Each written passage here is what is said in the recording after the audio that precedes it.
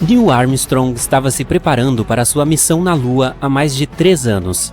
Para resistir às condições de microgravidade, ele precisou aprender a andar de lado, sendo amarrado e suspenso em um ângulo e tentando andar ao longo das paredes.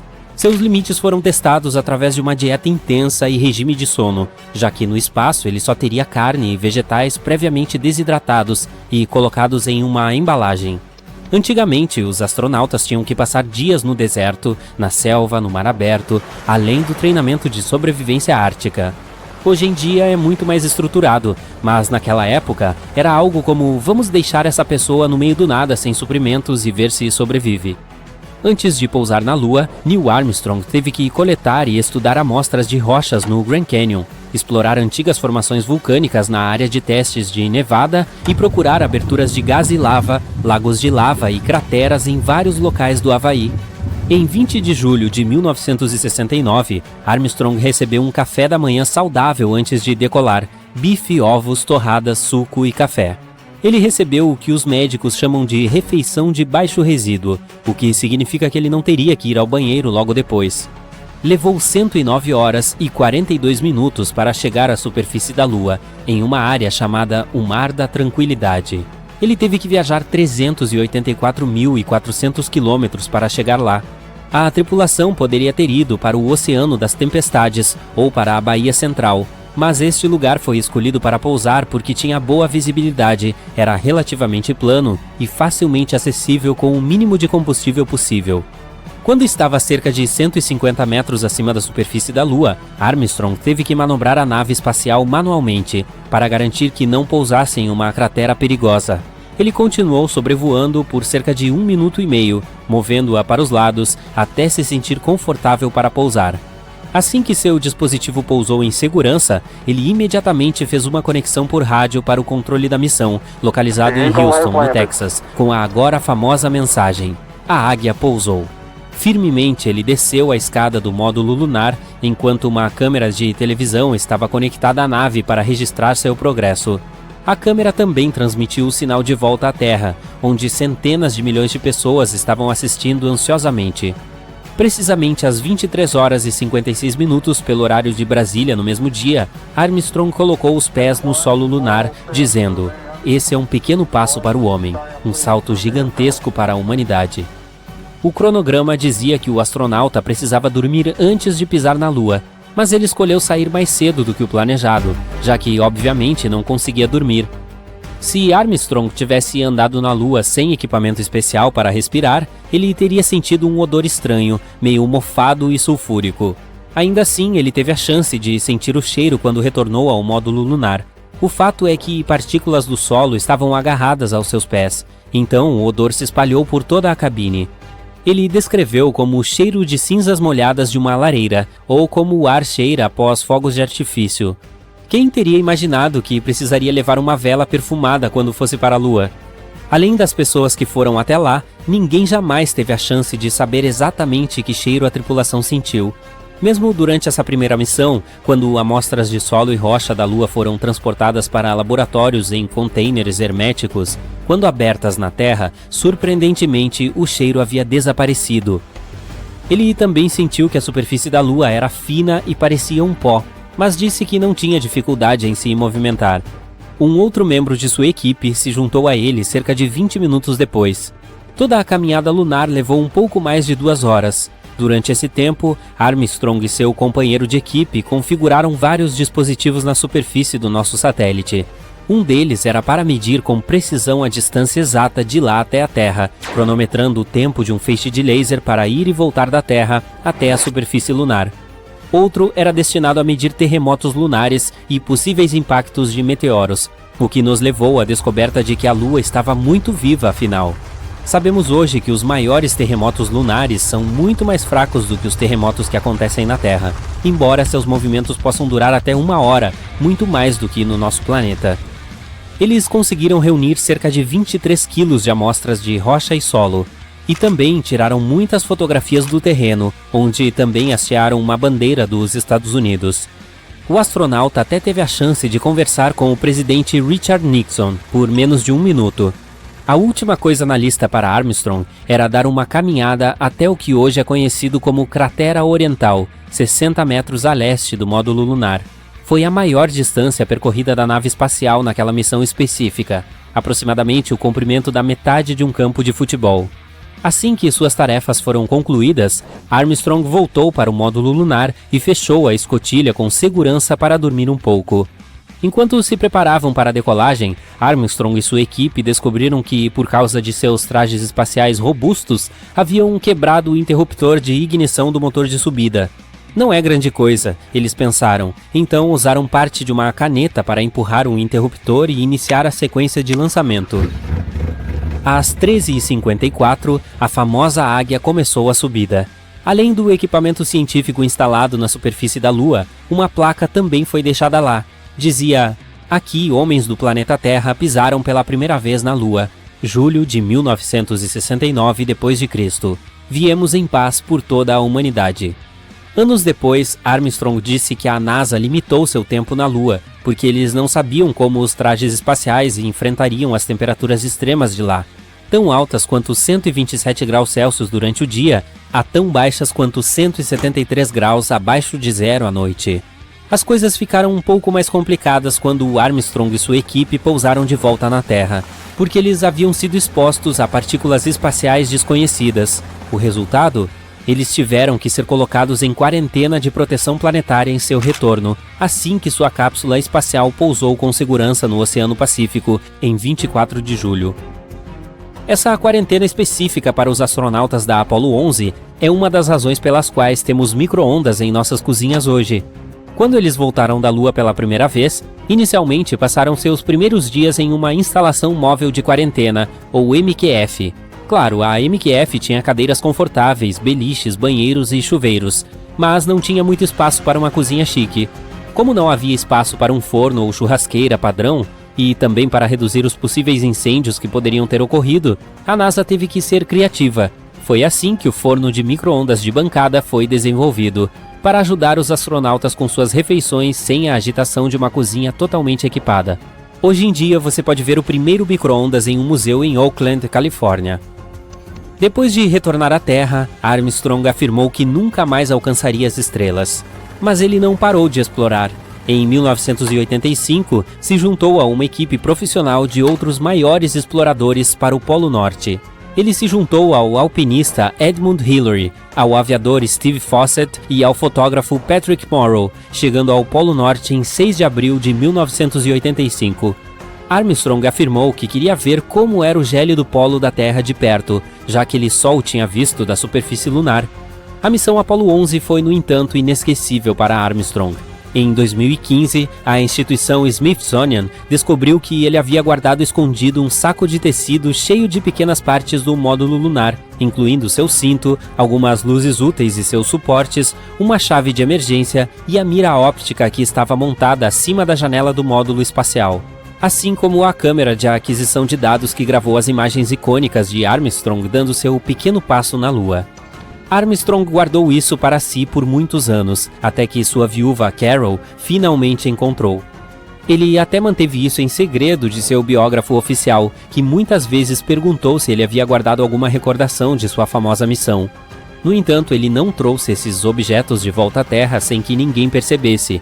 Apenas mencionou que era um monte de lixo que ele queria trazer de volta. Quando você a vê no céu, parece redonda, mas a Lua tem uma forma mais oval, parecida com um limão. Essa forma achatada com saliências em cada lado surgiu bilhões de anos atrás, quando as forças das marés extremamente quentes moldaram sua crosta.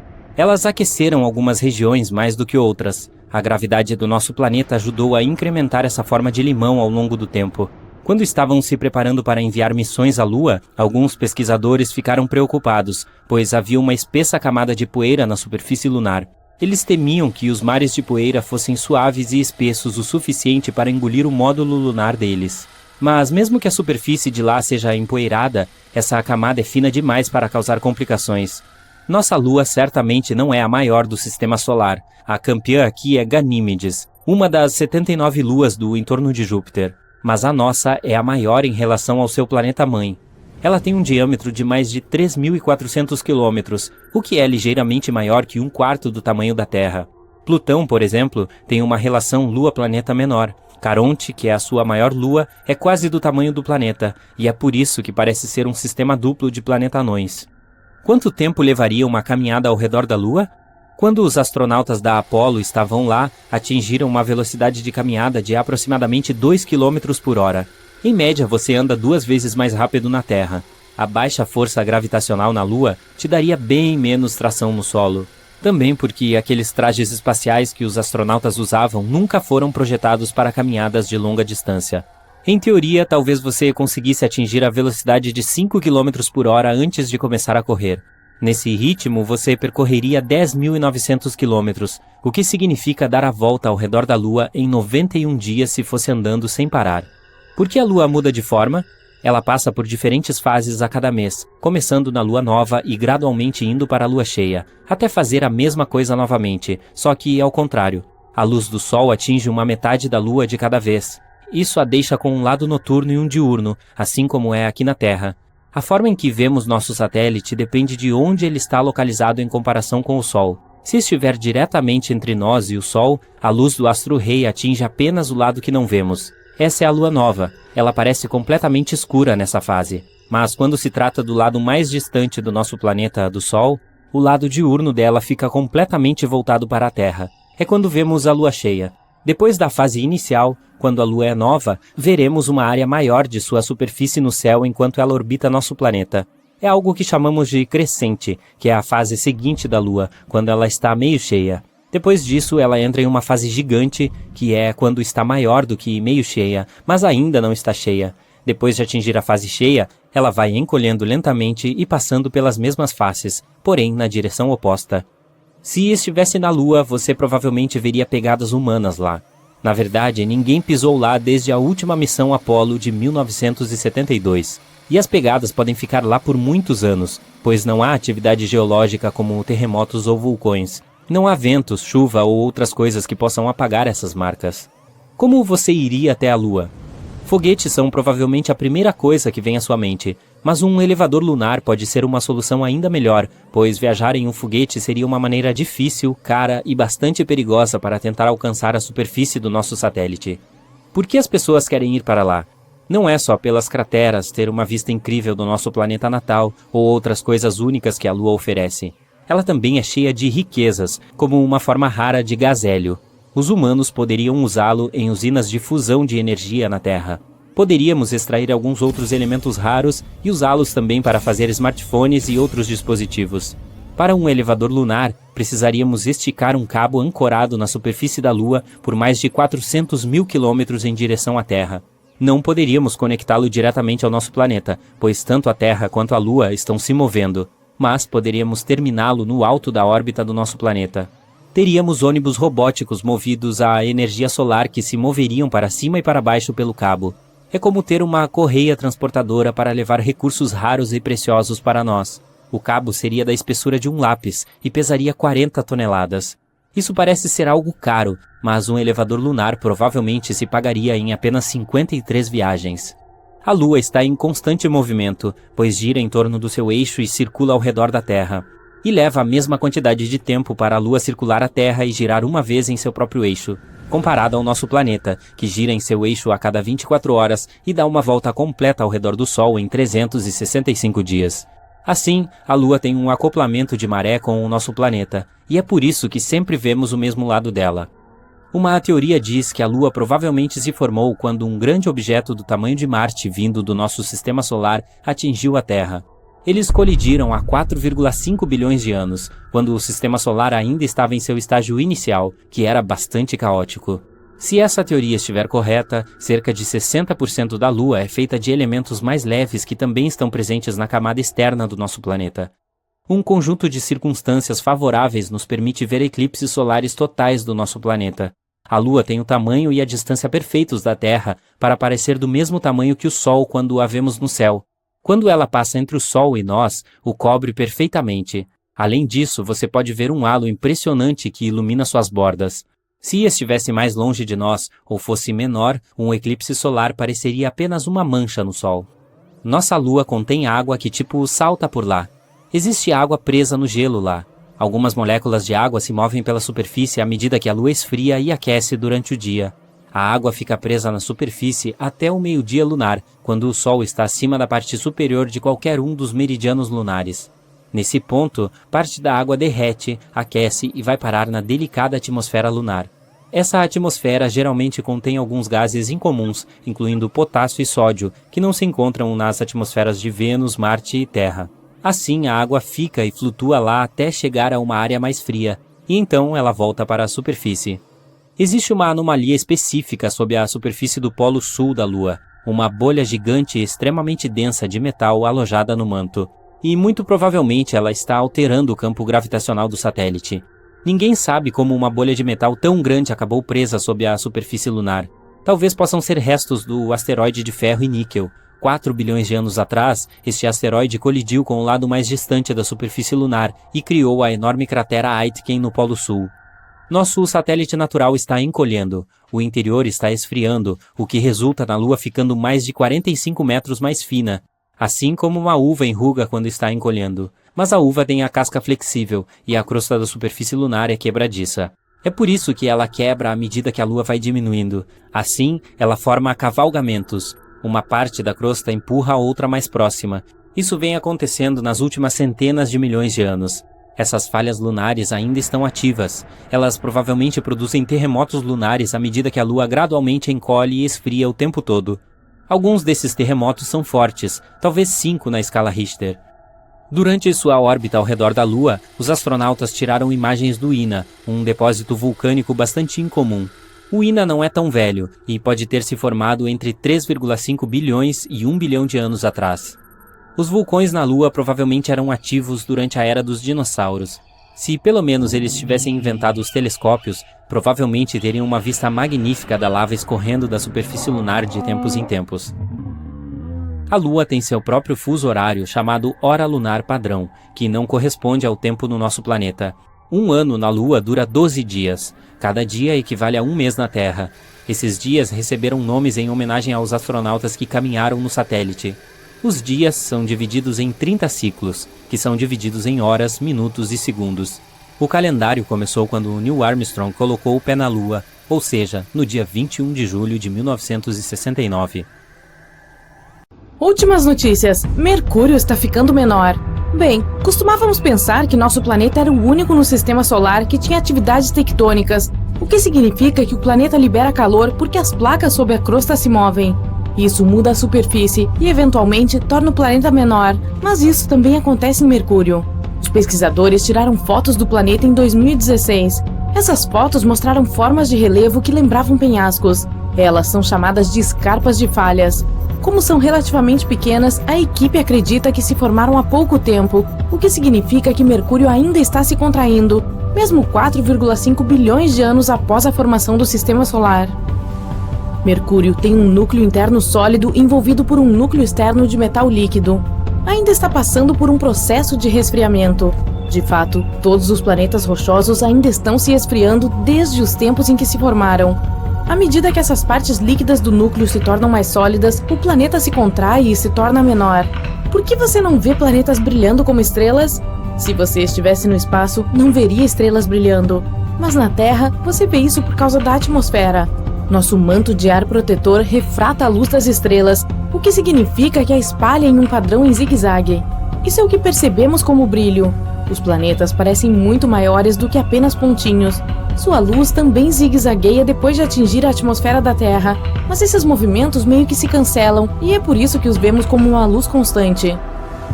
Se você levasse um bloco de chumbo para Vênus, ele derreteria como um bloco de gelo derrete em nosso planeta natal. A temperatura da superfície em Vênus chega a 482 graus Celsius. Quando os pesquisadores enviam naves espaciais para lá, elas não podem suportar o ambiente por muito tempo. Uma nave, por exemplo, desembarcou lá em 1982 e conseguiu ficar apenas 2 horas. Mas a equipe ainda obteve as primeiras fotos coloridas de Vênus e analisou parte do solo de lá. Os planetas colidem com asteroides, cometas, outros planetas e o resto dos corpos celestes que se movem pelo espaço. Mas as galáxias também colidem. A Via Láctea, nossa galáxia, está a cerca de 2,5 milhões de anos-luz de Andrômeda, nossa galáxia vizinha mais próxima. Elas estão se aproximando e acelerando uma em direção à outra a 402 mil quilômetros por hora. É inevitável, um dia elas colidirão e tudo mudará. Duas galáxias se fundirão em uma nova e única, e alguns planetas e estrelas não sobreviverão. Mas, de acordo com as previsões, isso não acontecerá por mais 4 bilhões de anos. Bastante tempo para, fazer quase tudo. A combinação da gravidade em nosso planeta e a força gravitacional da Lua leva a mudanças nas marés oceânicas. Então, quando você pula, é puxado de volta para a Terra pela força invisível que puxa as coisas umas para as outras, chamada preencha o espaço, gravidade. Muito bem. A Lua tem uma massa cerca de 80 vezes menor que a da Terra, mas ainda tem uma atração gravitacional. À medida que nosso planeta gira, a atração gravitacional lunar influencia a parte mais próxima da Terra. Afeta todo o planeta, não apenas a água. Mas a Terra é mais densa que a água, e é por isso que vemos os efeitos da gravidade da Lua apenas na água, e o resultado são as marés. No lado oposto do nosso planeta, aquele que está mais distante da Lua e onde a gravidade da Lua é mais fraca, a maré está alta porque a Lua puxa o resto da Terra para si, para longe de nós. Como você acha que é o cheiro do espaço? Bem, você não pode realmente cheirá-lo porque seu nariz não funciona no vácuo. Mas os astronautas que trabalham a bordo da EEI disseram ter notado um aroma metálico específico na superfície de seus trajes espaciais depois de repressurizar a câmara de ar. Eles compararam com o odor de fumaça de soldagem. Outras coisas no espaço também têm um cheiro específico. Por exemplo, há muito sulfeto de hidrogênio na atmosfera de Urano, fazendo com que cheire a ovo podre. Vênus e Marte têm um odor semelhante. A atmosfera em Mercúrio é bastante escassa, o que significa que não tem muito cheiro. Em Júpiter, depende de onde você está na atmosfera. Algumas partes têm altos níveis de amônia, então você sentiria o cheiro parecido com o de algum produto de limpeza. Outras partes têm cheiro de ovo, mas o resto, as partes com altos níveis de cianeto de hidrogênio, cheira a amêndoas amargas. E você não vai querer sentir esse cheiro, confie em mim. Aqui em nosso planeta, quando você tenta fundir dois pedaços de metal, precisa aplicar calor suficiente para que o metal atinja seu ponto de fusão. É muito mais simples no espaço. Não é necessário calor ou qualquer ação para unir duas peças de metal para sempre. Isso é algo que conhecemos como soldagem a frio. Acontece quando peças de metal deslizam uma sobre a outra. Elas têm camadas protetoras de óxido. Na Terra, isso é algo que as impede de se fundir, mas no espaço, esse tipo de proteção some. Assim, os elétrons de uma peça de metal simplesmente fluem para outra, tornando-as uma só. Existem rochas espaciais por toda a Terra. Em 1996, um geólogo encontrou uma rocha, Pedra Hipátia, no deserto do Saara. Depois de estudar sua composição, os cientistas perceberam que não tinham visto nada parecido antes, mesmo em outros planetas ou em outros meteoritos. Uma teoria diz que essa pedra era ainda mais antiga que o nosso sistema solar. Ela tinha uma combinação específica de elementos, fósforo, carbono, níquel, alumínio, ferro e silício, que provavelmente era característica da nebulosa solar primitiva. Plutão foi rebaixado de planeta para planeta anão, parcialmente devido a outro planeta anão chamado Eris. Eris foi descoberto em 2005. Tem um tamanho semelhante ao de Plutão. Os astrônomos estavam preocupados que o número de corpos espaciais que orbitam o Sol e que estão esperando para serem descobertos pudesse ter sido comprometido quando se tratasse de um planeta oficial. Então, depois que descobriram Eris, eles estabeleceram novos padrões para um corpo celeste ser chamado de planeta. Redondo, orbitar o Sol, ter uma órbita livre de objetos menores, são apenas alguns dos critérios para que um corpo celeste seja considerado um planeta, e é preciso uma boa pontuação no vestibular. Existem mais de 20 mil pedaços de lixo espacial, lixo que os humanos criaram, circulando ao redor do nosso planeta. E essas são apenas as peças que são maiores que uma bola de softball, enquanto o número real de peças totais que nossos pesquisadores rastreiam é muito maior, algo em torno de 500 mil. Existem milhões de pedaços tão pequenos que nem podemos rastreá-los. No espaço, o lixo pode se mover em altas velocidades, às vezes mais de 28 mil quilômetros por hora. Isso significa que mesmo pequenos objetos, como uma lasca de tinta, podem danificar uma espaçonave. Assim, a Estação Espacial Internacional precisa ser manobrada cuidadosamente para evitar o lixo espacial. E há outro problema potencial lá, chamado de Síndrome de Kessler. Quando há tanto lixo na órbita baixa do nosso planeta, tudo se choca, o que leva a mais e mais detritos, como uma espécie de efeito dominó espacial. Uma das maneiras potenciais de resolver isso é usando redes que empurrariam os objetos para a nossa atmosfera, e então poderíamos limpar pelo menos parte do lixo espacial. Netuno tem uma lua muito interessante chamada Tritão. Ela meio que nos lembra Plutão por causa de sua composição semelhante, mas também está em órbita retrógrada. Tritão é provavelmente um dos objetos gelados do cinturão de Kuiper. A gravidade de Netuno possivelmente o prendeu em algum ponto e o transformou em sua própria lua, porque Tritão orbita Netuno desde então. E está fazendo isso na direção oposta a que Netuno está girando. Uma das características mais legais de Tritão são seus geysers em erupção. Tem água em 2 das luas de Saturno. A primeira, Encélados, tem um oceano inteiro feito de água salgada, e com base em algumas moléculas orgânicas complexas, pode até haver um sinal de que há alguma forma de vida. Mas essa é apenas uma teoria que ninguém pode confirmar ainda. Titã, a outra lua, também pode ter sinais de vida. Qualquer lugar no espaço que tenha produtos químicos contendo carbono e água é um lar em potencial para alguma forma de organismo vivo. Qual é o planeta mais frio do nosso sistema solar? Seu primeiro pensamento é provavelmente Netuno, pois é o planeta mais distante do Sol.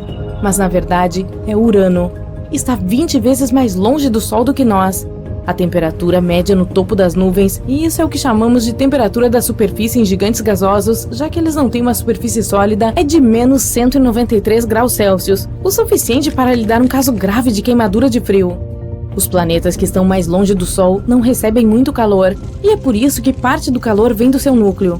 Semelhante ao nosso planeta, o núcleo é mais quente que a superfície, mas isso não é suficiente. Portanto, tanto Netuno quanto Urano são frios, mas Netuno tem metano em sua atmosfera.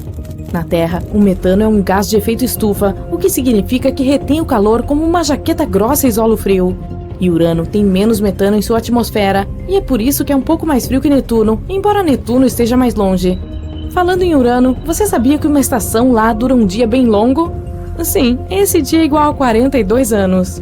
O planeta faz uma única volta em seu próprio eixo em 17 horas, mas sua inclinação é tão pronunciada que um ou outro polo é direcionado principalmente para o Sol. Isso significa que um dia no polo norte do planeta dura 42 anos terrestres, que é metade de um ano uraniano. Então, se você pudesse ir a Urano e ficar em seu polo norte, veria o Sol nascer no céu. Você circularia em torno dele durante todo o verão, após o qual enfrentaria 42 anos de escuridão e inverno. Não, obrigada. Vou ficar por aqui. A Lua está enferrujando, e é provável que isso esteja acontecendo por causa da Terra. Você poderia dizer que, como elas estão a mais de 370 mil quilômetros de distância, dificilmente podem influenciar diretamente uma outra dessa forma. Mas elas realmente têm uma conexão especial. A Lua também afeta nosso planeta natal, e você pode ver isso ao observar as marés oceânicas. À medida que a Terra gira, a força gravitacional da Lua puxa a água para o lado mais próximo da Terra. Isso cria uma protuberância. Ao mesmo tempo, outra protuberância se forma no lado oposto porque nosso planeta gira.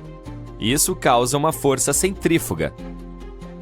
E então, o planeta continua a girar sob essas protuberâncias, razão pela qual temos 2 marés baixas e 2 marés altas todos os dias. Além disso, a Lua oscila de vez em quando, inclina-se mais ou menos e causa mudanças nas marés oceânicas. E, em contrapartida, a atmosfera da Terra está enferrujando nosso satélite. Ferrugem é aquela substância avermelhada que você vê em portões ou pregos velhos. E você conhece os penhascos Vermilion e o Grand Canyon? Eles também têm essa cor vermelha específica, graças ao ferro enferrujado nas rochas. Ele se forma quando o ferro reage com oxigênio e água. A ferrugem é comum até mesmo em Marte. A cor característica do planeta vem da ferrugem, que está lá há muito tempo. Foi assim que o planeta vermelho ganhou seu apelido em primeiro lugar.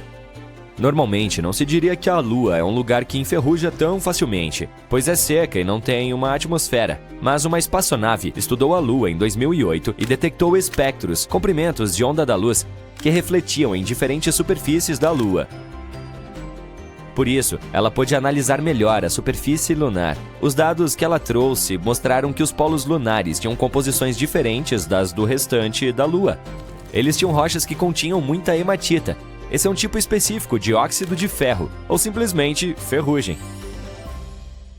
Ninguém esperava isso porque não deveria haver tanta ferrugem na Lua, considerando as condições de lá. mas sabemos que há um pouco de água na superfície do nosso satélite. É por isso que surgiram algumas novas teorias sobre diferentes minerais que a Lua poderia estar escondendo. É possível que eles tenham se formado porque a água reagiu com as rochas. Para que o ferro adquira essa tonalidade enferrujada, ele precisa de algo que chamamos de oxidante. Essa é uma molécula que remove os elétrons de materiais como o ferro, como o oxigênio. Mas o vento solar continua atingindo a Lua o tempo todo e traz consigo o hidrogênio. E o hidrogênio tem o efeito oposto. Ele fornece elétrons a outras moléculas. A Terra tem seu escudo contra o vento solar, é o nosso campo magnético, mas a Lua não tem essa proteção e, por isso, a ferrugem não deveria se formar em sua superfície. Mas esse processo ainda acontece e pode ser culpa da Terra. A Lua em si não tem uma atmosfera que possa fornecer oxigênio suficiente para o ferro enferrujar. Mas, aparentemente, nosso planeta é generoso o suficiente para doar parte de sua própria atmosfera. O oxigênio da nossa atmosfera percorre todo o caminho até a Lua, seguindo algo chamado magnetotail. Trata-se de uma longa extensão do campo magnético da Terra, que pode alcançar o lado mais próximo da Lua. É exatamente aí que a maior parte da hematita foi encontrada. E durante a lua cheia, o magnetotail bloqueia 99% do vento solar, que normalmente influenciaria mais a Lua. É como se houvesse uma cortina temporária sobre sua superfície, o que dá tempo suficiente para a formação da ferrugem. Mas ainda há uma coisa importante necessária para o aparecimento da ferrugem: a água. Não é fácil encontrar a água se você decidir fazer uma caminhada pela Lua. A maior parte dela está congelada e escondida em áreas que sempre permanecem em sombras frias. Esses pontos estão muito distantes de onde a maior parte da hematita foi descoberta, por isso é difícil dizer como a água chegou lá. Mas há uma ideia interessante. Todas essas partículas de poeira que atingem a Lua podem estar liberando moléculas livres de água que estão presas na camada superficial do satélite. É assim que a água acaba se misturando com o ferro. Não sabemos exatamente em que consistem essas partículas de poeira. Elas podem estar carregando um pouco de água também. Quando atingem a superfície lunar, isso pode gerar calor, o que aumenta o processo de oxidação, formando mais ferrugem. Portanto, nosso planeta faz certas coisas que alteram a Lua, mas os humanos fazem o mesmo. Uma sonda que aterrissou na superfície lunar em 1949 foi o primeiro objeto feito pelo homem a tocar a Lua. Foi também nessa época que começamos a alterar a Lua de maneiras imprevisíveis. Os cientistas chamam isso de antropoceno lunar. É como uma analogia com o antropoceno da Terra, um período em que a atividade humana causou um grande impacto no planeta. Não é como se pudéssemos escolher um determinado ponto de partida quando essa atividade começou. Mas agora sabemos que as coisas que fizemos ao longo da história de nossa existência realmente mudaram o ambiente de nosso planeta natal. Ainda não há pessoas vivendo na Lua, mas já deixamos alguns rastros por lá. Depois que os humanos chegaram à Lua, tivemos muitas missões lá. Deixamos algumas espaçonaves e bandeiras, movemos o solo lunar, trouxemos bolas de golfe, equipamentos científicos e até mesmo alguns dejetos humanos. Planos para o futuro? Enviar mais missões para lá e até mesmo criar uma infraestrutura onde alguns de nós poderiam viver, estudar os recursos da Lua e enviá-los de volta à Terra. É por isso que é importante falar sobre o antropoceno lunar para nos lembrarmos de que precisamos ser responsáveis e cuidar de nosso patrimônio. Muitas pessoas estão confusas sobre por que às vezes vemos a Lua durante o dia. Algumas até acreditam que há algo novo que não acontecia antes, especialmente depois que começaram a compartilhar uma imagem de baixa resolução do que parece ser uma lua cheia no meio do dia. Alguns têm ideias bastante incomuns de que o Sol também não tem a mesma cor de antes. Supostamente, ele costumava ser mais amarelo. O Sol não mudou de cor, ele continua azul esverdeado. Mas é possível que o víssemos mais amarelo quando éramos mais jovens, porque antes a poluição não era tão ruim. E com relação à Lua, podemos vê-la tanto à noite quanto durante o dia. Ela é mais brilhante à noite porque não há luz vinda do Sol. Mas não é que ela vá a lugar algum durante o dia, ela ainda está lá, mas não a vemos durante a fase de lua nova. Isso dura alguns dias e, durante esse período, a Lua se aproxima bastante do Sol. A luz dispersa vinda do Sol torna nosso satélite menos visível para nós. Por falar em fases da Lua, é fácil reconhecê-las quando você sabe em que deve prestar atenção. Primeiro, há a Lua Negra, que pode significar algumas coisas. Uma definição diz que ela ocorre quando temos 2 luas novas em um mês. Outra afirma que a lua negra ocorre quando não há lua nova em um mês. E isso só acontece em fevereiro. A lua azul não é chamada assim por causa da cor. É a terceira lua cheia, uma estação que tem 4 luas cheias. E uma superlua ocorre quando a lua cheia coincide com a maior aproximação da lua com a Terra em sua órbita elíptica. É por isso que ela parece maior do que o normal. Às vezes, você pode olhar para o céu noturno e ver uma esfera assustadoramente vermelha lá em cima. Não se trata de sinais de que nos dizem que o fim do mundo está chegando ou que lobisomens estão vagando por aí. Mas sim, a lua de sangue é uma boa inspiração para histórias como essa. Na realidade, é apenas um evento astronômico quando nosso planeta projeta uma sombra avermelhada na Lua. E isso acontece quando a Terra fica entre a Lua e o Sol, o que é chamado de eclipse lunar total. O pequeno companheiro da Terra capta um pouco da luz vermelha que vem da nossa atmosfera. É por isso que você vê essa cor específica. Ela está tão perto de nós, pelo menos em termos de espaço, mas ainda há muito que não sabemos sobre a Lua. Por exemplo, pesquisadores chineses coletaram amostras do solo e descobriram que pode haver bilhões de pequenas esferas de vidro na superfície lunar. O que é muito legal é que elas podem conter quantidades enormes de água. Essas minúsculas esferas se formam quando meteoritos atingem a Lua em velocidades alucinantes, às vezes a centenas de milhares de quilômetros por hora. Quando isso acontece, uma forte explosão envia pedaços da crosta para o ar como pipoca. Ao esfriarem, esses pedaços de crosta criam pequenas esferas de vidro que se parecem com minúsculas bolas brilhantes. Elas são tão pequenas que lembram migalhas espalhadas pela superfície da Lua. Os cientistas os chamam de vidros de impacto. E aparentemente, o solo da Lua contém um ingrediente secreto capaz de produzir água, oxigênio. Portanto, essas minúsculas bolas de vidro são como pequenas cápsulas com oxigênio dentro. Há um tipo especial de vento chamado vento solar, que é feito de prótons e elétrons. Quando os prótons atingem as cápsulas, se misturam com o oxigênio em seu interior e, finalmente, produzem água. Mas a parte mais incrível é que algumas dessas bolas de vidro com o líquido em seu interior ficam escondidas sob uma camada de poeira da Lua chamada regolito. Assim, se formos em uma missão à Lua, teremos reservatórios de água escondidos no subsolo. É como se alguém tivesse preparado comida enlatada para sobrevivermos. Como não é possível beber diretamente dessas esferas de vidro, você deve coletá-las e fervê-las em um forno para extrair a água. Quando esfriarem, irão liberar vapor e assim você terá água líquida regular em uma garrafa. Dessa forma, os astronautas em suas missões poderão ficar mais tempo lá em cima, considerando esses estoques secretos. E o mais legal é que essas contas de vidro são muito comuns na Lua. Elas estão espalhadas desde os polos até o Equador, o que significa que pode haver água suficiente até mesmo para as gerações que um dia viverão lá.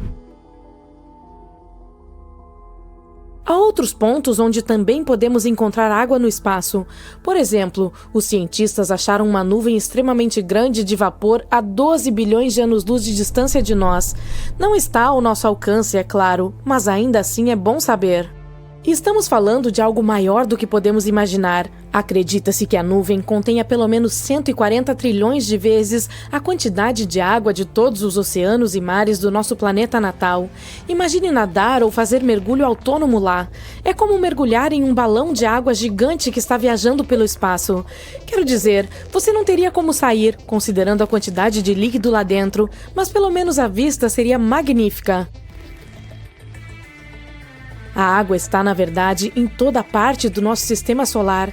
Ela se encontra principalmente na forma de gás atmosférico ou gelo, e às vezes até mesmo em sua forma líquida. E provavelmente há muitos mundos aquáticos em nossa galáxia também. Cientistas da Universidade de Copenhague descobriram novas e empolgantes evidências sobre como os planetas se formam em nosso sistema solar e além dele. Os modelos de computador confirmaram a interessante teoria da acreção de seixos, o que significa que os planetas se formam a partir de pequenos pedaços de gelo e poeira. Essa teoria se baseia na observação de discos ao redor de estrelas jovens, que são compostos de seixos com várias centenas de massas terrestres. À medida que esses seixos colidem e se aglomeram, formam protoplanetas e, por fim, planetas. O que é ainda mais empolgante é que a água pode ser um ingrediente importante na formação deles. Isso também significa que ela pode não ter chegado à Terra por acaso, por meio de cometas gelados que atingiram nosso planeta, por exemplo. Em vez disso, talvez estivesse lá desde o início. Quem sabe os planetas da nossa vizinhança, como Marte e Vênus, também tenham se formado com água. Os cientistas também dizem que não devemos presumir que somos um caso especial só porque temos esse líquido. Pode haver muitos planetas em nossa galáxia da Via Láctea tão grandes quanto o nosso, que da mesma forma possuem água. Isso significa que talvez existam muitos mundos em nossa galáxia com continentes e oceanos, o que também pode indicar uma grande quantidade de vida lá fora esperando para ser descoberta. Mas só porque há água em algum lugar, isso não quer dizer que seria um bom local para férias interestelares de verão para as gerações futuras. Em muitos planetas, ela provavelmente está embutida na rocha ou preenche os oceanos subterrâneos. Os pesquisadores verificaram mais de 40 exoplanetas que conhecemos. Todos são menores que Netuno e estão localizados em torno de algo que chamamos de estrelas anãs vermelhas. Elas constituem 80% de todas as estrelas que conhecemos em nossa galáxia e são mais frias que o Sol, além do menor tipo de estrela que queima hidrogênio. E pode haver mais planetas com enormes quantidades de água do que pensávamos. Além disso, ela pode ocupar até metade da massa total deles. Os cientistas sabem disso porque estão estudando a densidade desses exoplanetas e perceberam que eles são leves demais para serem feitos inteiramente de rocha. Já mencionei Vênus antes. Atualmente é um planeta quente e rochoso, um pouco menor que a Terra, com uma atmosfera seca e apenas alguns traços de vapor de água. Também é pobre em oxigênio. Mas em seus estágios iniciais, pode ter sido um mundo completamente diferente, com água líquida e até mesmo nuvens, o que significa que é possível que tenha existido vida. E se Vênus fosse semelhante à Terra, com oceanos e temperaturas moderadas? Seria ótimo se continuasse assim, pois essas parecem ser boas condições para o desenvolvimento da vida. Então, provavelmente já estaríamos escrevendo cartas para alguns de nossos amigos espaciais de lá ou visitando-os. Mas o cenário tomou uma direção diferente para Vênus há cerca de 700 milhões de anos. O planeta ficou tão quente que perdeu todo o seu oxigênio. Por isso, não foi possível formar água líquida em sua superfície. Em vez disso, desenvolveu uma atmosfera espessa composta de dióxido de carbono, o que tornou esse mundo ainda mais quente do que Mercúrio, apesar de estar 2 vezes mais distante do Sol. Nem mesmo os cometas gelados que o atingiram conseguiram levar água de volta à sua superfície. Também não é possível fazer isso de forma artificial. Seria como tentar cultivar uma flor delicada em um deserto. Não importa o quanto você a regue, se as condições forem muito secas e severas, ela não irá sobreviver. Mas algumas pessoas pensavam que a água na atmosfera de nosso vizinho próximo poderia ser suficiente para o desenvolvimento da vida. Além disso, os cientistas descobriram que existe um composto chamado fosfina, que é frequentemente associado a organismos vivos na Terra. Talvez no passado isso fosse suficiente. Hoje, a quantidade de água em Vênus é tão pequena que nem mesmo os nossos micróbios mais resistentes e extremamente tolerantes às secas conseguiriam se manter vivos lá. A fosfina ainda é uma descoberta interessante que vale a pena investigar, mas não é algo que nos diga que poderia haver vida em Vênus. Júpiter pode ser uma opção mais provável para isso. A sonda Galileu sobrevoou a atmosfera desse magnífico gigante gasoso para medir a temperatura e a atividade da água, e descobriu que havia o suficiente para a existência de vida nas nuvens do planeta. Mas, infelizmente, não há nutrientes suficientes lá. Além disso, há muita radiação ultravioleta, de modo que a maioria dos organismos não seria capaz de sobreviver. E todo mundo conhece a Europa, uma das luas de Júpiter. É exatamente esse lugar em nosso sistema solar que tem as maiores chances de abrigar vida. Sua crosta gelada provavelmente esconde um oceano por baixo. E devido à gravidade de Júpiter que afeta a Europa, o oceano não está congelado, mas permanece líquido. Ele pode até estar quente sob essa crosta gelada, possivelmente graças a fontes hidrotermais. Encélados, uma das luas de Saturno, possivelmente tem chances ainda maiores de abrigar vida do que a Europa. E é uma das melhores candidatas a ter um oceano bonito, quente e salgado sob a sua superfície. Ela tem os geysers de gelo mais frios que catapultam para o espaço cerca de 1.000 toneladas de água a cada hora, juntamente com sal, moléculas orgânicas e alguns outros materiais. Prepare-se para a decolagem, pois há notícias empolgantes da NASA vindo em nossa direção. Quer dar uma olhada no fascinante mundo da lua de Saturno, Titã? A inovadora nave Dragonfly da NASA está pronta para decolar em 2027, com o objetivo de explorar esse misterioso objeto espacial. Agora, deixe-me apresentá-lo a Titã. É um corpo celeste gelado com uma atmosfera cheia de nitrogênio e pode até ter um oceano subterrâneo. Titã também abriga rios e lagos que correm em sua superfície. Mas adivinhe só, eles não estão cheios de água como o nosso adorável planeta. Em vez disso, eles têm metano. Agora vamos dar uma olhada nas credenciais celestiais de Titã. Não se trata de uma lua qualquer, é a segunda maior de todo o nosso sistema solar. Ela é apenas 2% menor do que a maior lua que temos em nossa vizinhança, que é Ganimedes, de Júpiter. O tamanho de Titã envergonha até mesmo o Mercúrio, e eu mencionei que sua atmosfera é 4 vezes mais densa do que a da Terra. Graças à baixa gravidade e à atmosfera espessa de Titã, o Dragonfly é o companheiro robótico perfeito para descobrir seus tesouros ocultos. Vamos falar sobre o Dragonfly, a estrela da próxima missão da NASA em Titã. Esse drone cósmico não é um explorador comum. Equipado com uma gama completa de dispositivos interessantes, o Dragonfly é como um laboratório voador pronto para descobrir mais segredos de Titã. É a primeira sonda interplanetária com Rotorcraft Lander, projetada para nos levar em uma jornada épica de descobertas. E não se deixe enganar pelo nome. A libélula não vai apenas zumbir por aí sem rumo. Essa maravilha tecnológica é capaz de planar por vários quilômetros entre diferentes locais na superfície de Titã.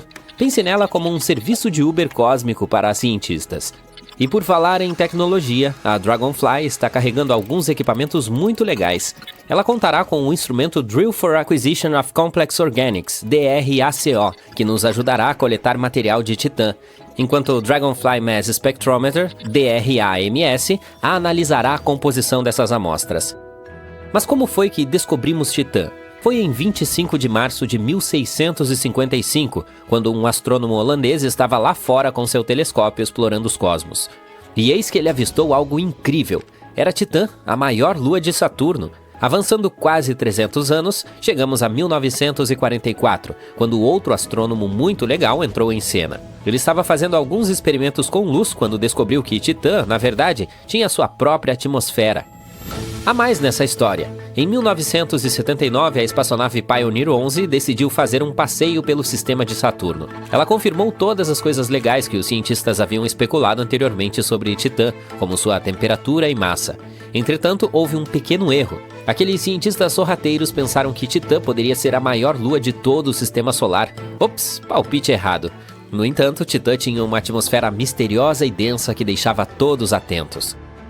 Agora vamos dar um zoom na década de 1980, quando as espaçonaves Voyager 1 e 2 fizeram sua grande entrada. Esses exploradores cósmicos passaram por Saturno e queriam dar uma boa olhada na superfície de Titã.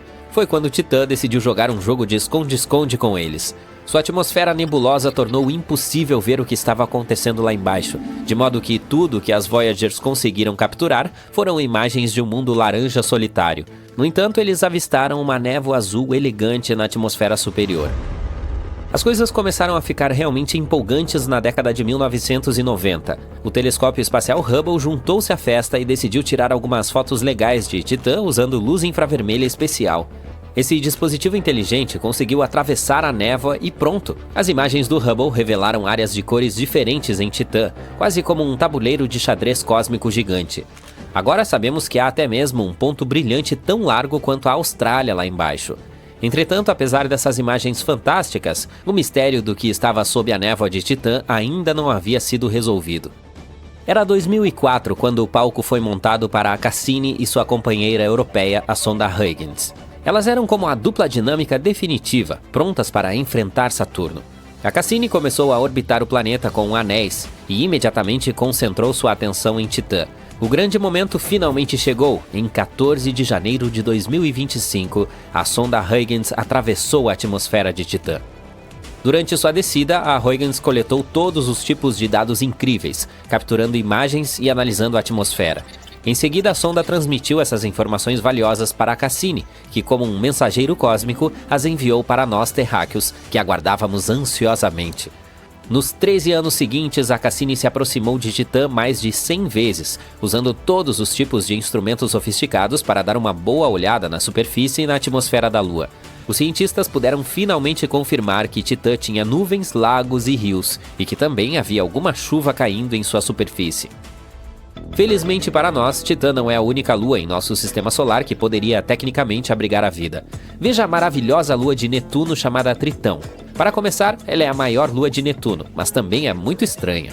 Entre as muitas luas existentes, apenas 5 são conhecidas por serem geologicamente ativas. E adivinhe só, Tritão orgulhosamente faz parte desse clube exclusivo. Ele adora exibir seus geysers que expelem gás nitrogênio. Imagine Tritão como uma fashionista em um conjunto gelado. Sua superfície é composta principalmente de nitrogênio congelado, o que lhe dá um ar frio e gelado. Talvez você queira levar um casaco quente se for visitá-la. Agora, você deve estar se perguntando como Tritão consegue se manter aquecido em um ambiente tão gelado. Bem, ele tem uma arma secreta chamada Forças de Maré. Imagine Tritão e Netuno envolvidos em uma dança cósmica, criando atrito gravitacional. Essa dança parece gerar algum calor, ajudando a aquecer as águas de Tritão. Com toda essa conversa sobre calor, você pode estar ficando animado com a possibilidade de vida em Tritão. Entretanto, encontrar vida nessa lua é tão provável quanto encontrar um unicórnio andando de skate. A Voyager 2, a única missão que já passou por Tritão, fez sua viagem em 1989. E se você está esperando por outra missão a Tritão em breve, bem, digamos que as estrelas não estão se alinhando a nosso favor, literalmente. A janela para uma missão a Tritão abre-se apenas uma vez a cada 13 anos, pois nosso planeta e Júpiter precisam estar perfeitamente alinhados para que o pouso funcione. Os cientistas usariam a força gravitacional do maior planeta de nosso sistema solar para lançar com segurança uma sonda em Tritão. Agora vamos falar do elefante na sala, ou devo dizer, o urso polar. É tão frio em Tritão que as esperanças de que a vida sobreviva sem congelamento são tão pequenas quanto um palito de dente. Desculpe, pequenos micróbios em potencial, talvez vocês precisem de alguns suéteres extras para se estabelecerem lá. Embora Tritão possa não ser o lugar mais acolhedor para a vida, ainda é uma joia celestial que vale a pena explorar. Os cientistas também acreditam que Tritão nem sempre fez parte da tripulação de Netuno. Na verdade, Tritão provavelmente estava apenas cuidando de seus afazeres, vagando sem rumo no distante cinturão de Kuiper. Netuno, com sua poderosa força gravitacional, arrebatou Tritão, transformando-o oficialmente em sua própria lua. Assim como nosso fiel satélite, Tritão também está preso em um confronto permanente com Netuno. Um lado de Tritão está sempre com os olhos fixos no planeta. Quanto ao destino dessa incrível lua, as coisas não parecem muito boas a longo prazo. Ela está se aproximando cada vez mais de Netuno a cada dia. Por que isso acontece, você pode se perguntar. O problema está nas interações de maré, que estão pregando algumas peças cósmicas em Tritão. Elas estão fazendo com que sua órbita se afaste, como uma dança em câmera lenta em direção a Netuno. Os cientistas preveem que em cerca de 3,6 bilhões de anos, Tritão cruzará um limite invisível. Se esses cálculos atuais estiverem corretos, há 2 cenários possíveis. Ou ele sofrerá uma colisão com a atmosfera de Netuno, ou simplesmente se quebrará em pequenos pedaços.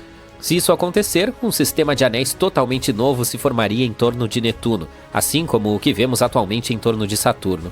Tritão não é o único satélite que pode acabar dessa forma. Phobos, uma das luas marcianas, provavelmente também se desintegrará, e mais cedo, em 30 a 50 milhões de anos. Que tal jogar golfe, não na Terra, mas na Lua?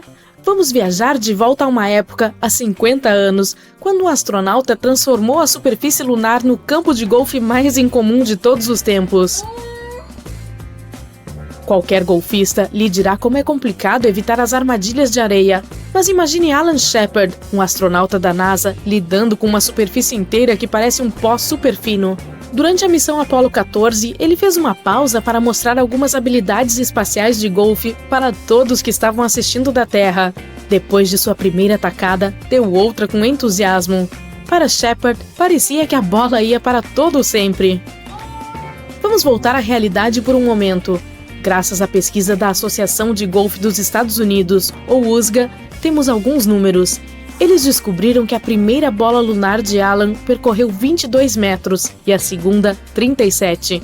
Como isso se compara às tacadas médias daqui? Na gravidade normal, uma tacada geralmente atinge cerca de 107 metros.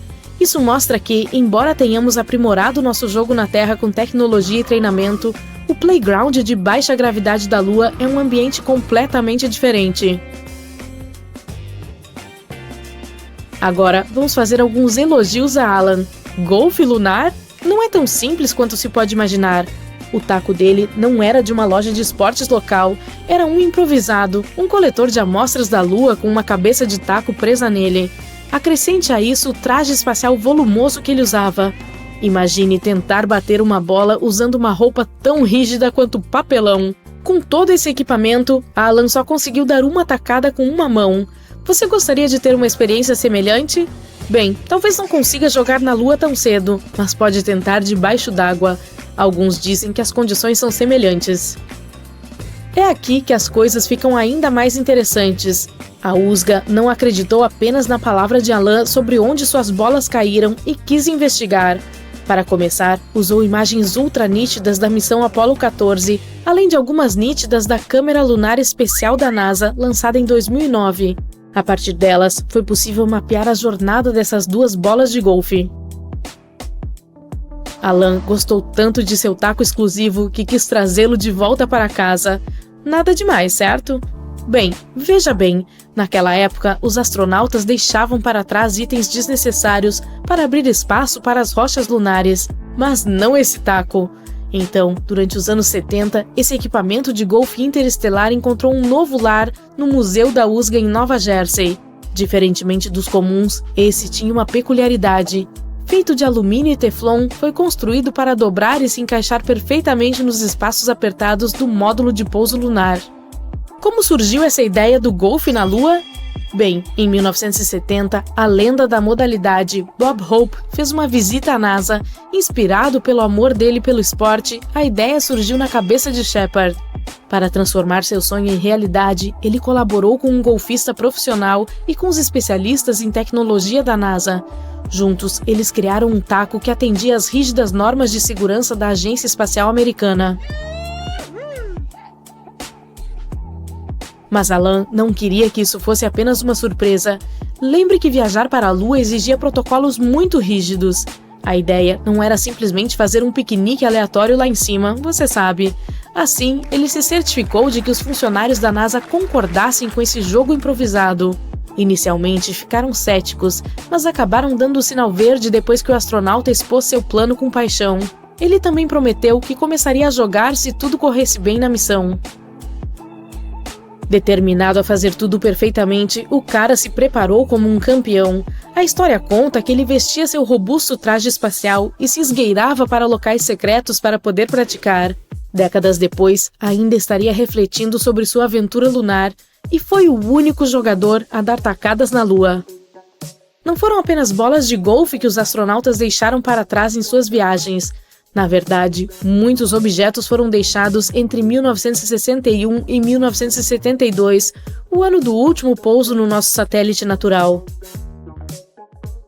Toda vez que você olhar para a Lua, lembre-se de que há uma linda foto de família lá em cima, alguns aparelhos científicos enormes, uma pequena estátua, um monte de, sacos de lixo humano e sim, algumas bandeiras americanas. Os anos se passaram e, tecnicamente, esses itens ainda estão por lá, embora eles provavelmente já tenham visto dias melhores devido às condições adversas da Lua. Alguns tinham um lugar especial no coração dos astronautas e foram feitos para ficar lá, mas deixar algumas coisas para trás também significava que eles poderiam trazer de volta amostras lunares. Você conhece a sensação? É como quando precisa abrir espaço em sua mala para lembranças quando está terminando as férias. A NASA tem uma lista completa das coisas que ficaram na Lua? Bem, não exatamente. Na verdade, uma equipe tentou criar um registro de alguns dos objetos e chegou a uma lista incrível de 106, deixados lá somente na missão Apollo 11. Isso sem contar as famosas pegadas de Neil Armstrong e Buzz Aldrin. Os maiores itens em cada local de pouso eram, em sua maioria, coisas científicas, como peças do módulo lunar e experimentos para estudar a Lua em profundidade. Depois, havia algumas lembranças bonitas, como a placa da Apollo 11 e um disco especial com mensagens de líderes de todo o mundo. Alguns dizem que os astronautas também levaram medalhas para lembrar alguns cosmonautas heróicos e até deixaram um ramo de oliveira de ouro, um antigo símbolo da paz. Agora, as missões lunares posteriores foram um pouco mais divertidas, como Alan Shepard fez com seu jogo de golfe, mas o prêmio pelo momento mais emocionante vai para Charlie Duke. Durante a missão Apollo 16, ele deixou uma foto de sua família lá em cima. É como se quisesse que eles fizessem parte da aventura. No entanto, uma advertência: essas fotos provavelmente não envelheceram bem devido à alta exposição da Lua à radiação solar. Também pode haver um museu de arte em nosso satélite. Deixe-me explicar. Há uma pequena obra de arte chamada Museu da Lua. É um chip de cerâmica do tamanho de uma unha e foi criada por um artista chamado Forrest Myers. Esse pequeno objeto exibe obras de arte em miniatura de 6 pessoas talentosas. Entre elas está até mesmo o famoso Andy Warhol, artista conhecido por suas icônicas latas de sopa e retratos de celebridades. Forrest Myers disse que queria que seu mini-museu estivesse na Lua, mas havia um problema. Os funcionários da NASA não estavam exatamente de acordo com a ideia. Entretanto, Myers compartilhou com a imprensa que entregou esse chip de arte a um engenheiro que trabalhava na missão Apollo 12. De acordo com Myers, esse engenheiro colocou secretamente o Museu da Lua em uma perna do módulo de pouso lunar. Caso você ainda não tenha percebido, essas naves lunares não retornam à Terra após a missão. No entanto, considere isso com cautela, pois a NASA nunca confirmou a história. Você pode se perguntar, por que eles deixaram todas essas coisas? Às vezes, o objetivo era fazer uma declaração, em outras era puramente prático. Em um determinado momento, foi mencionado que durante a missão Apollo 11, por exemplo, uma decisão precisava ser tomada.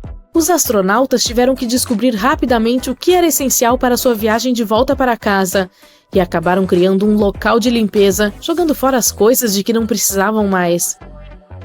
Deixar coisas para trás na Lua não é muito diferente de como fazemos aqui. Assim como os arqueólogos estudam nossos restos antigos para aprender sobre nossos ancestrais, o material na Lua nos dá informações sobre essas incríveis missões lunares. Algumas coisas deixadas tinham cumprido sua função, como o mastro para a bandeira ou a câmera usada para transmitir os passos no satélite. Até mesmo as ferramentas que os astronautas usaram para coletar amostras foram deixadas, porque eles tinham uma carga mais preciosa para trazer de volta: as rochas lunares. Quando se trata do estado atual de todos esses itens, os cientistas não têm certeza absoluta. Sabemos que o observador lunar da NASA detectou algumas de suas sombras, portanto, eles ainda estão lá em cima. O equipamento oficial foi construído para resistir, portanto, talvez se comporte um pouco melhor. Mas e os itens pessoais? Eles provavelmente já viram dias melhores. Já se passaram décadas desde o último pouso tripulado na Lua, Apollo 17, que aconteceu em dezembro de 1972. Já não está na hora de pensarmos em voltar ao nosso satélite cheio de pó e talvez até mesmo ficar lá? A NASA fez uma promessa em relação a esse tema. Eles estão se preparando para enviar astronautas à Lua novamente, talvez até 2025. Tudo isso acontecerá por meio de um programa chamado Artemis. Ele também incluirá a primeira mulher a conhecer a superfície lunar. Agora você pode se perguntar, por que ainda não fizemos isso? Um ex-administrador da NASA disse algo interessante sobre o assunto. Não foi por causa de questões científicas ou tecnológicas. O problema é que os projetos em potencial levavam muito tempo e eram muito caros. Veja bem, as viagens espaciais, especialmente quando envolvem seres humanos, não são fáceis para o bolso. É verdade que nos últimos anos a NASA teve orçamentos de bilhões de dólares. Parece dinheiro suficiente, certo? Bem, não quando você dá uma olhada na lista de tarefas deles. Isso porque eles têm que considerar tudo, desde telescópios e projetos de foguetes gigantes, até missões que também têm como alvo o Sol, Júpiter, Marte e além. Vendo dessa forma, a NASA precisa ser muito boa em fazer orçamentos para atingir todas as suas metas. Mas não é só por causa das finanças. A própria Lua é bastante problemática. Ela apresenta perigos reais que não podem ser considerados levianamente. Para começar, sua superfície está repleta de crateras e rochas nas quais não é fácil de aterrissar. Além disso, tem a poeira lunar, ou regolito, se você quiser chamá-la pelo nome científico. Ela foi criada ao longo de muitos anos por impactos de meteoritos. É extremamente áspera e gruda em tudo. Pode danificar rapidamente trajes espaciais, veículos e sistemas. Além disso, lidar com o habitat lunar também não é uma tarefa fácil. A Lua não tem atmosfera protetora. Isso significa que durante 14 dias seguidos, a superfície lunar é confrontada com os fortes raios solares. Esse período é seguido por mais 2 semanas de escuridão total. Todas essas mudanças geram temperaturas extremas, às quais nós, humanos, não estamos acostumados. Existem soluções, não se preocupe. A NASA está trabalhando em trajes espaciais e veículos resistentes à poeira e ao sol. Eles estão até mesmo desenvolvendo um sistema capaz de fornecer eletricidade durante as noites lunares. O que é ainda mais interessante sobre esse sistema é que ele pode ser útil em Marte também quando chegarmos lá. A NASA também precisa atrair pessoas realmente inteligentes para seus projetos. Pense nisso, a idade média das pessoas que trabalhavam no controle da missão da Apollo 13 era de apenas 26 anos, e naquela época essas pessoas já haviam participado de várias missões. Isso significa que elas tinham uma experiência considerável desde muito jovens. Mas é aqui que outras pessoas também podem ajudar. Nos últimos anos, não foi apenas a NASA que trabalhou incansavelmente para revolucionar as viagens espaciais. Há muitas pessoas bem-sucedidas por aí com recursos suficientes para participar desses esforços. Algumas estão desenvolvendo novos tipos de foguetes que também podem pousar na Lua. No total, a NASA colocou 12 pessoas em nosso satélite. Esse é, sem dúvida, um dos momentos mais incríveis de sua história, se não o melhor. E esses astronautas fizeram coisas incríveis lá em cima. Trouxeram pedras, tiraram fotos, fizeram experimentos científicos e até deixaram bandeiras para trás. Todos esses foram momentos importantes das missões Apollo, mas eles não tinham o objetivo de criar um lugar seguro para os seres humanos na Lua. Os cientistas têm a ideia de criar uma estação espacial lunar há muito tempo. É lógico, afinal de contas, é apenas uma viagem de 3 dias da Terra. Isso significa que podemos, tecnicamente, nos dar ao luxo de cometer pequenos erros aqui e ali, sem estragar todo o projeto. Além disso, aprenderíamos muito antes de nos aventurarmos ainda mais no espaço. Uma base lunar poderia fornecer combustível para missões no espaço profundo. Também poderíamos construir telescópios lá em cima e lançá-los com muito mais facilidade no espaço. Isso também poderia nos ajudar em outro projeto importante: descobrir como tornar Marte habitável. Sem mencionar que uma estação espacial lunar nos ajudaria a aprender mais sobre a origem da Lua. Quem sabe poderia até gerar algum dinheiro devido a todo esse turismo lunar divertido e empolgante. De qualquer forma, o programa Apollo Moon exigiu muito trabalho. Para começar, vamos dar uma olhada no grande número de pessoas envolvidas. Cerca de 400 mil de todos os cantos dos Estados Unidos. No entanto, nem tudo foi perfeito. Houve 2 eventos infelizes principais. Em primeiro lugar, um acidente com fogo na plataforma de lançamento da Apollo 1. Em segundo lugar, um tanque de oxigênio decidiu fazer birra na Apollo 13, causando sérios problemas no meio da missão. Uma parte importante do projeto foi o foguete Saturno V. Ele é até hoje o foguete mais potente voado com sucesso, com 36 andares de altura. Ainda está achando difícil de imaginar? Esse foguete era 2 vezes mais alto que as cataratas do Niágara. Graças ao Saturno V, a NASA concluiu com sucesso 13 missões. Isso incluiu o transporte de 24 astronautas até a Lua, sendo que metade deles até fez uma pequena caminhada na superfície lunar. Os foguetes e ônibus espaciais existentes não podem ir além da órbita baixa da Terra. Em termos mais simples, eles não podem chegar à Lua com todos os equipamentos de que os astronautas precisam para prosperar. Os veículos espaciais atuais simplesmente não são capazes de carregar essa carga, pelo menos não desde que as missões Apollo aconteceram. De qualquer forma, fizemos muito progresso na Terra e estamos prontos para enviar astronautas ao nosso satélite em breve. É aqui que o projeto Artemis entra em cena. Trata-se de um programa supervisionado pela NASA, e para garantir que tudo corra bem, a NASA lançou anteriormente Orion, uma espaçonave não tripulada para orbitar a Lua e retornar à Terra. Pense nisso como um teste automatizado. Antes de realmente enviarmos pessoas para lá novamente, precisamos ter certeza de que todos os dispositivos funcionam corretamente. Um dia, a Orion será o veículo que levará os astronautas à Lua novamente.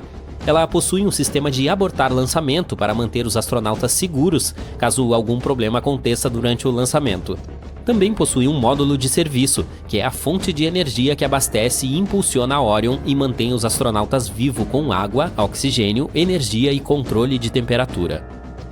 Todos esses projetos futuros nos fazem pensar: como será a vida na Lua, afinal? Por enquanto, só podemos usar nossa imaginação. Alguns dizem que viveremos em casas que saíram diretamente de um conto de fadas, algo como uma aconchegante toca de Hobbit. Viver no subsolo da Lua pode ser uma necessidade. Isso se deve às temperaturas escaldantes e à falta de oxigênio. Se acrescentarmos as ameaças de meteoritos e a radiação ininterrupta, não é de se admirar que não possamos simplesmente caminhar em sua superfície. E quanto ao transporte? Empresas grandes e pequenas estão tentando criar a viagem ideal para a Lua. Se as estimativas atuais estiverem corretas, um tipo de táxi lunar decolará em 2024. Ao contrário de nossos foguetes atuais, esses táxis espaciais não terão de lidar com as condições adversas de reentrada na atmosfera terrestre. Será mais fácil para eles fazer várias viagens de ida e volta. Para apoiar nossa vida lunar, precisaremos ter uma área especial para os táxis espaciais decolarem e aterrissarem com segurança. Pense nisso como uma plataforma de aterrissagem em um trecho firme e plano da superfície lunar, salvaguardada por paredes para proteger contra a poeira lunar. A movimentação na superfície da Lua também será facilitada. Os veículos de última geração de que estamos falando terão seu próprio ambiente controlado. Isso significa que você não precisará de um traje espacial quando estiver dentro dele. Se quiser sair um pouco do seu veículo espacial, é claro que precisará vestir seu traje espacial. Tudo bem, já temos nossas casas e nossos passeios organizados, mas e quanto ao combustível? É aí que a Lua nos dá uma mãozinha. A gravidade mais leve da Lua significa que não precisamos de tanta energia para escapar de sua atração. Além disso, a Lua tem gelo, e isso é muito útil. Talvez possamos converter esse gelo em combustível para foguetes. Precisaremos de dispositivos espaciais dedicados para ajudar a coletar esse gelo. Uma dessas ferramentas é chamada Trident. É como uma furadeira perfeita para escavar a superfície gelada da Lua. Outros ajudantes robóticos transformariam esse gelo em combustível e o entregariam a um posto de gasolina espacial.